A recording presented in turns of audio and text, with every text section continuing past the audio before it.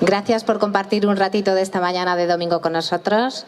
Damos la bienvenida a Teruel y a la 9ª Feria del Libro y del Cómic de Teruel a Isabel San Sebastián, que hoy nos presenta su obra La Temeraria, un relato de la Reconquista con la fascinante historia de la reina Urraca I de León, primera soberana de pleno derecho en Europa. Bueno, lo primero, ¿qué tal Teruel? ¿Has conocido un poquito nuestra ciudad? Buenos días, muchas gracias. Buenos días a todos, de verdad. Muchísimas gracias por estar aquí hoy, a pasar de la Solana. No conocía Teruel, lo tengo que confesar, pero he venido por vez primera, pero no última. Repetiré seguro. He tenido la fortuna de darme un buen paseo infinitamente más bonito que la Capilla Sixtina, en mi humilde opinión. Una auténtica preciosidad y bueno, pues un placer estar aquí compartiendo a Urraca, a la Temeraria, y a su esposo, a vuestro rey el batallador, que de esta novela no sale muy bien parado, la verdad, pero bueno, fue un gran rey, un gran batallador, como marido un poquito peor, pero encantadísima de estar aquí, de poder compartir, y ya le he dicho a Joaquín que si me volvéis a invitar a esta feria, aquí vuelvo, sois majísimos, majísimos. Claro que sí, que volveremos a invitarte, seguro. Isabel, periodista, escritora, ¿qué tiene la novela histórica que está tan de moda en la actualidad, que está gustando tanto y sobre todo que tiene tantos lectores tan jóvenes? Cada vez los jóvenes se acercan más a este tipo de novela. ¿Por qué? Es una magnífica pregunta. En mi caso, la novela histórica es una fascinación desde muy joven, desde mucho antes de sentarme yo a escribir, ya leía mucha novela histórica, nacional y extranjera. Y luego se ha convertido en una forma de contribuir a recuperar la historia de España que algunos quieren destruir, o tergiversar, o las dos cosas, que es lo más peligroso de todos, ¿no? Hay muchas formas de destruir una nación y una de ellas es quitarle sus raíces, amputarle sus raíces. Pasa como con una planta, toda una nación le amputa su historia, se hunde la nación. Si a una raíz de una planta le cortas sus raíces, la matas. Entonces yo creo que la voluntad o el empeño que hay desde hace años de no enseñar la historia de España, de ir fragmentando nuestra historia por territorios, de privar del sentido que tiene el conjunto de la historia de España esta nación, hace que haya mucha gente que se pregunte de dónde venimos, quiénes somos, quiénes fueron nuestros abuelos, nuestros bisabuelos. Y ahí la novela histórica es una forma amena, entretenida, emocionante de escribir esa historia, de recuperar esa historia. Yo escribí La Visigoda, mi primera novela, hace más de 20 años, por un juego, por una apuesta con un compañero, con José Luis Balbín, asturiano de pro, que me contó una leyenda, y yo le dije, la leyenda de las 100 doncellas, y yo le dije, uy, qué cosa más bonita, eso hay que novelarlo, y me dijo, pues novélalo, y así nació La Visigoda, que se sigue reeditando 20 años después, no sé las ediciones que lleva, pero muchas. Y bueno, y luego después le siguió Astur y después le siguió Las Campanas de Santiago, bueno, una serie de novelas, y ya en un momento dado me dije, pues ya que estoy voy a novelar toda la Reconquista, ¿no? Que fueron 8 siglos de historia determinantes en la historia de España. Y ahí estoy.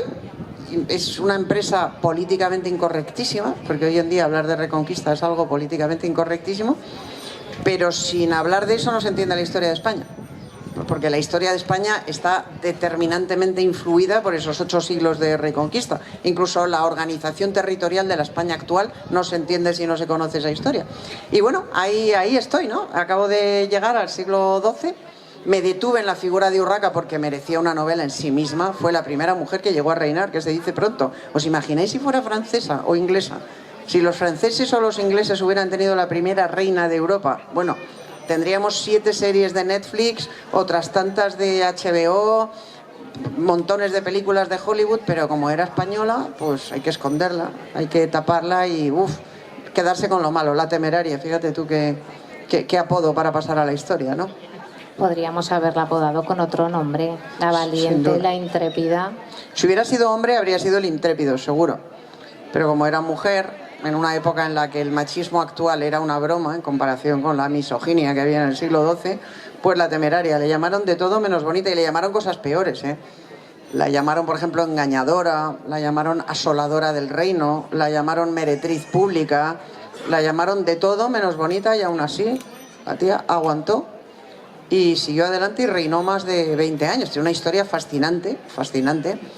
en la que, como os decía antes, el rey de Aragón, el rey Alfonso I, tiene un papel muy protagonista también y no precisamente para bien. Ya lo siento, pero era un maltratador. O sea, eso está demostrado históricamente, está en las crónicas. Vamos, a ver, demostrado no hay nada, pero está relatado en las crónicas. Como tú bien dices, Urraca cayó en la calumnia, un poco ha caído en el olvido a nivel histórico con todo lo que ha representado, siendo la primera reina de derecho propio. En esta novela consigues rescatarla de ese libro, que la conozcamos un poco más y que la conozcamos sobre todo también un poco en su papel de mujer, el papel como mujer, porque la habíamos estudiado mucho en nuestros libros de historia, pero ella como mujer, telita. Pues yo espero que sí, porque una de las ventajas que tiene, a mi juicio, la novela histórica sobre el ensayo es que permite introducir emoción en el relato. Y eso, lejos de pervertir el mensaje histórico, yo creo que lo enriquece mucho. Porque nosotros no vivimos en un mundo frío de hechos. Cuando uno juzga los hechos actuales, esos hechos penetran a través de la razón, uno lee periódicos, escucha la radio, etcétera, pero también penetra a través de la emoción. Hay personas que te caen mejor, que te caen peor, hay personas cuya vida privada te resulta más ejemplar, otras menos ejemplar, en fin, la emoción desempeña un papel y el sentimiento desempeña un papel fundamental en la vida. Pero cuando estudiamos la historia parece que eso desaparece y solo queda los hechos fríos, sobre todo en la historia tal y como se enseña en España, ¿no? Los hechos fríos, las batallas, las donaciones, los fueros, las leyes, etcétera. Pero la historia no es eso, la historia está hecha de emociones, de sentimientos, de sensaciones, de olores, de colores, y la novela histórica permite recuperar todo eso. Y permite volver a dar a sus protagonistas carne, piel, tacto, sentimientos, ¿no? Y eso es una de las razones también, yo creo, por las cuales el gusto por la novela histórica va en aumento, y hay mucha gente que aprende historia a través de la novela histórica. En el caso de Urraca había sido una reina denostada por los cronistas de su tiempo hasta límites insospechados, cuyas críticas y cuyas descalificaciones persiguieron a esta reina durante todos los siglos posteriores. A los historiadores que fueron llegando después compraron estas descalificaciones y las fueron reproduciendo. Yo me volví a las fuentes originales, volví a la historia compostelana, a los anónimos de Sahagún, a la crónica de Jiménez de Rada, e intenté expurgar de lo que se narraba en esas crónicas lo que era prejuicio y lo que no era prejuicio. Es decir, contar hechos que están ahí en esas crónicas, pero intentar mirarlos con otra perspectiva. Con la perspectiva de Muniadona, de la dama que acompaña a la reina, que es un personaje de ficción, que digamos que me representa en la novela, representa mi mirada en la novela, y mirar a esa reina con ojos indulgentes, con ojos de admiración, con ojos de mujer, con ojos de comprensión, con ojos de cariño, ¿no? Y relatar los episodios que cuentan las crónicas, pero vistos con esos otros ojos, con los que la historia nunca había mirado a esa reina. Y rescatar efectivamente sus sensaciones, sus emociones, lo que ella podría pensar, lo que ella podría sentir, lo que le podría dar fuerza, lo que le podría hacer vulnerable, lo que le podría, cómo dio a luz a sus hijos, no sé, cosas que para una mujer son muy importantes y que para un monje que está redactando una crónica en el siglo XII eran absolutamente insignificantes o incluso un motivo de descalificación, ¿no? Bueno, eso es lo que he intentado en esta novela y la verdad es que no lo he debido hacer mal, porque no lleva ni un mes en la calle y lleva ya 3 ediciones. Y la primera fue muy gorda, de 20.000 ejemplares, que eso hoy en día son muchos ejemplares. O sea que, bueno, ahí va, ahí va. La verdad es que fenomenal. Una novela en la que, como dices, vemos sensaciones, emociones de una mujer traicionada por sus seres más queridos. Sí. Pero también una mujer que sabe sobreponerse y sabe seguir adelante. Si no le hubieses puesto el título de La Temeraria, fijándonos en esa capacidad de ella, ¿qué título le hubieses dado a tu novela? ¿La audaz, la perspicaz, la valiente? Hombre, lo que pasa es que en términos comerciales eso no habría vendido mucho. Y eso, cuando uno pone un título, tú que eres colega ya lo sabes, los títulos tienen que ser atractivos, ¿no? Pero no sé, a lo mejor le habría puesto La mujer que reinó, o La reina maltratada, o no, La resiliente. Es que es una palabra muy fea, resiliente, pero es lo que fue Urraca, muy resiliente. Sí, la audaz, la intrépida. La intrépida es un término que le va bien, porque a pesar de ser traicionada por su propio padre, que la obligó prácticamente a casarse con un señor que era público y notorio que no le gustaban las mujeres, o sea, que le iba a dar muy mala vida, porque era público y notorio que a Alfonso el Batallador le gustaban otras cosas, pero las mujeres no. Ser traicionada por su esposo, pero traicionada, insultada y golpeada por su esposo. Ser traicionada por su hijo, mejor dicho, por los ayos, por el núcleo de poder que rodeaba a su hijo pequeño todavía, ¿no? Por su propia hermanastra, por mucha gente. Ella se empeñó en ejercer su derecho a reinar y lo ejerció hasta su muerte. Es decir, que fue una mujer que se sobrepuso a dificultades sin cuento para cumplir el destino para el que había nacido. Y, no por una perspectiva, digamos, de igualdad tal y como la entendemos ahora. O sea, Urraca no se consideraba igual a sus pares, no, ella se consideraba reina. Ella lo que se consideraba era igual a cualquier rey. Ella era hija de un rey, de un rey emperador, porque así firmaba, reina de León, emperatriz de España, igual que su padre Alfonso VI había firmado rey de León, emperador de España, y ella consideraba que como reina, coronada y ungida, tenía exactamente los mismos derechos que cualquier varón, y eso hizo, ejercerlos, a costa de sufrir una descalificación brutal, porque en la mentalidad de la época una mujer no tenía de ninguna manera los mismos derechos que un hombre, fuese reina o fuese cualquier otra cosa. Estaba absolutamente en un escalón muy inferior. O sea, lo de la igualdad entre los sexos es de anteayer en términos históricos, de anteayer, fuera reina o no. Y Urraca, como digo, no tenía esa sensación de igualdad con respecto a las otras mujeres. No, tenía la convicción de ser igual con respecto a los reyes, porque para eso era reina. No debió ser fácil para ella en ese ambiente tan dominado por los hombres. No, fue pero es verdad terrible. que fue una persona, una mujer capaz de denunciar el maltrato. En aquella época, estamos hablando del siglo XII, de separarse de su marido. Siempre decimos que leer una obra, una novela de Isabel San Sebastián es como meterte en una máquina del tiempo y regresar a épocas pasadas. Si pudiésemos traer a nuestra doña Urraca a este siglo, ¿cómo crees que viviría la situación de la mujer y la situación real que tenemos ahora? Con mucha sorpresa, diría, wow, qué chollo, qué suerte tienen estas mujeres, qué maravilla, por favor.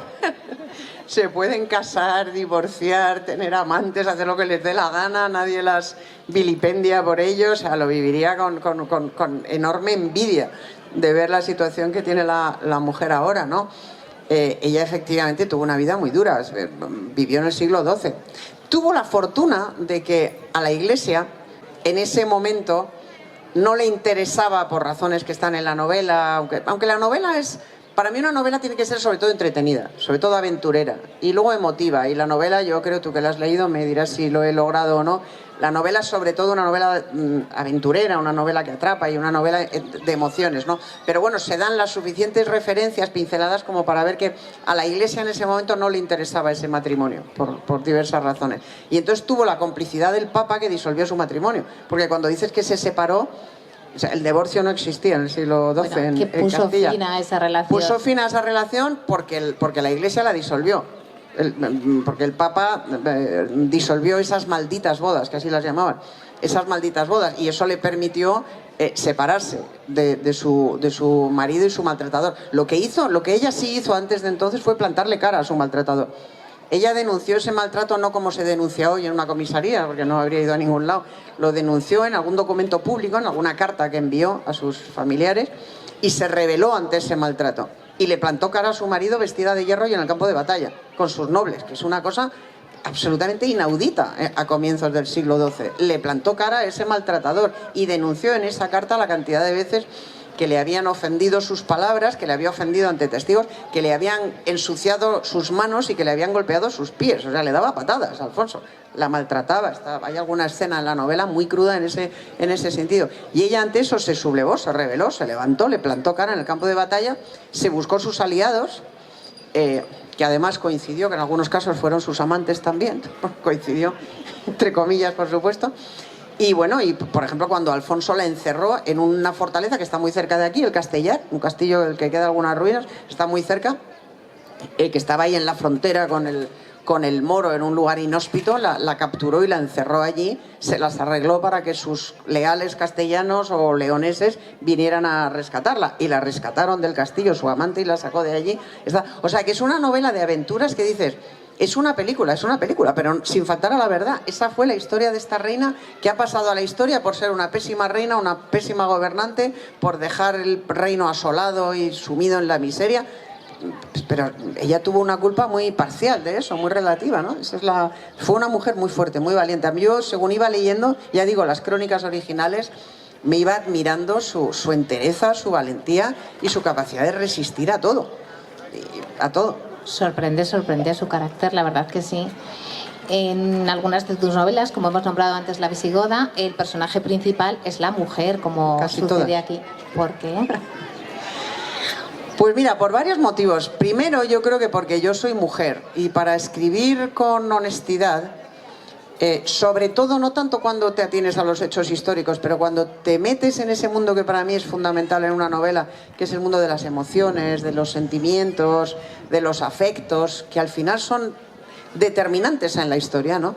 Pues hay que ser honesto. Y a mí me resulta más honesto escribir en primera persona de una mujer, de un protagonista mujer que hombre, porque entiendo mejor los sentimientos femeninos que los masculinos, porque soy mujer y soy madre y soy abuela, y cuando hablo de todas esas cosas, pues yo creo que sé de lo que hablo y sé lo que siento, ¿no? Eso es la primera razón. La segunda, no menos importante, es que España tiene una enorme influencia, o está enormemente influenciada por el matriarcado Astur, sobre todo en lo que fueron Reino de Asturias, Reino de León, Reino de Castilla y después de la fusión España. O sea, no fue por casualidad que tuviéramos la primera reina, Urraca, y después la gran reina Isabel. No fue casualidad. Esas mujeres descendían culturalmente y políticamente del matriarcado Astur. Estaban muy influidas por el matriarcado Astur. Todo eso se ha olvidado, ha tenido una importancia, ha sido laminado, digamos, de la historiografía, porque la historiografía, al igual que casi toda la cultura, ha estado dominada por hombres durante siglos, porque ese matriarcado fue desapareciendo. Se mantuvo hasta el final de la Reconquista, pero ya en cuanto España pasó a ser un país más o menos pacificado, digamos, dejó de ser un país de frontera, en guerra constante con el moro, ese matriarcado ya fue completamente laminado y ya el dominio masculino sobre la mujer se consolidó. Y eso influyó determinantemente en la historiografía. Pero yo he querido, en esta historia, en esta recreación histórica de la Reconquista, he querido recuperar ese papel de las mujeres, porque fue determinante, fue fundamental en un país de frontera. Mi novela anterior, La Dueña, narró la vida de las mujeres de frontera, de esas mujeres que se instalaron allí, ¿no? Y en mis novelas anteriores, pues narro la peripecia de mujeres que se tuvieron que enfrentar solas a situaciones muy duras, y de mujeres imbuidas de ese matriarcado. La segunda novela en el tiempo, pero la primera cronológicamente, Astur, habla precisamente de esa visión fascinante del mundo que fue el matriarcado Astur, ¿no? Muy influido por deidades paganas, etcétera, absolutamente precioso y fascinante. Y no quiero que se me olvide decir, porque tiene que ver con lo que antes decía de las emociones y de las relaciones personales, no quiero que se me pase. La razón por la cual el matrimonio entre Isabel y Fernando, Isabel la Católica y Fernando de Aragón, funcionó, y el objetivo político que perseguía ese matrimonio, que era la unión de los reinos y la integración de los dos reinos y la creación de España unida tal y como la conocemos, la razón por la cual eso funcionó fue que esos dos esposos se atraían mutuamente, se querían, y bueno, hubo sus infidelidades por parte de Fernando y sus historias, pero él respetaba a Isabel, la quería y sentía atracción hacia ella. Esa relación personal, en la que la historia se ha fijado muy poco, fue determinante.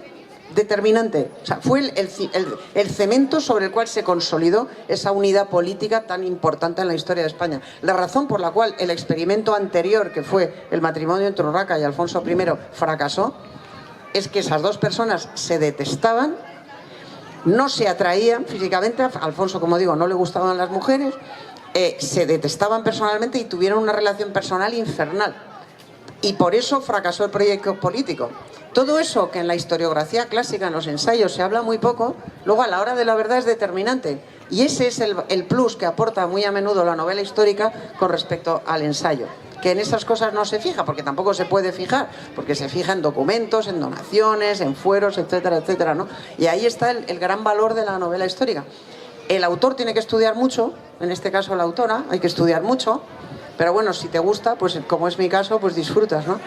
Y luego tienes que añadir a lo que has estudiado esa capacidad de extrapolación personal, o sea, de ponerte en la piel de esa persona y en sus sentimientos y en sus emociones para poder recrear ese experimento o esa historia, esa epopeya que luego da lugar a la aventura de una vida, ¿no? Bueno, Isabel, la verdad es que La Temeraria, una novela que nos hace cambiar la visión de Doña Urraca, amor, intriga, fuerza, coraje, todo en estas páginas que no nos podemos perder. Agradecerte que hayas visitado nuestra Feria del Libro de Teruel y bueno, esperamos verte pronto de nuevo. Pues yo muy agradecida de verdad de haber estado aquí, muy agradecida a ti por esta conversación que me ha permitido descubriros a todos vosotros, a Urraca y también a Muniadona, a la dama que le acompaña, que vive su propia aventura, su propia historia de amor, su propia historia de lealtad, porque hay otra cosa que yo intento hacer siempre en mis novelas y que para mí es muy importante, aparte de contar una historia, es compartir unos valores. Yo creo que en este mundo en el que vivimos no andamos sobrados de principios y de valores. Estamos muy inmersos en un mundo muy aséptico, en el que todo parece que es equivalente, en el que el relativismo es rampante. Y bueno, yo creo que hay principios, hay valores, la lealtad, la valentía, la honestidad, que son importantes en la vida, que son esenciales, que lo eran en la Edad Media y que lo siguen o lo deberían seguir siendo a día de hoy. Y en mis novelas intento que eso también esté presente, que lo encarnen los personajes de ficción, que me dan más margen para manejarlos a mi antojo, y sobre todo que el lector que me hace el favor y la confianza de adentrarse en mis páginas se lo pase bien, se entretenga, se divierta, aprenda algo y sobre todo se emocione, que al final de la novela se emocione. Y si suelta alguna lagrimilla, mejor. Como te he dicho antes, meterte en un libro tuyo es como regresar al pasado. Muchísimas gracias, gracias a ti. Y enhorabuena. Muchísimas gracias a todos ustedes. Gracias.